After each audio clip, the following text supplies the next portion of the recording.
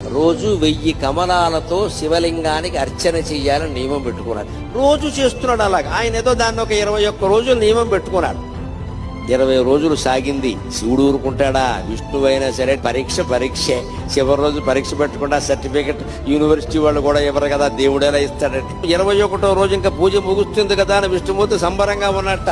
రోజు చెరువులో 1100 కమలాలు పైన పోస్తున్నా, నేను 1000 కోస్తున్నాను, బాగున్నావు చూసి అంచేత అలా అని పెడితే ఆ వేళ ఆశ్చర్యకరంగా 999 పూసాయి. ఎంత వెతికినా 1000 కమలం కనపడలేదు. ఏమిటిది? ఒక్క కమలం తక్కువైంది. ఈ కమలం ఎక్కడి నుంచి తేవాలి అనుకుంటే ఆయనకి ఏమొచ్చిందంటే, నన్ను అందరూ కమలాక్షుడు అంటారు కదా, నా కళ్ళు కమలాలే కదా, కమలం తక్కువైతే ఏమైంది, ఇంకోటి తక్కువైనా పర్వాలేదు, నాకు 2 కళ్ళు ఉన్నాయి కదా అని ఒక కన్ను బాణంతో తీసి శివుడు పాదాల ముందు పెట్టాడమ్మా. అది విష్ణువు యొక్క భక్త కన్నప్పెంతో విష్ణువంతి.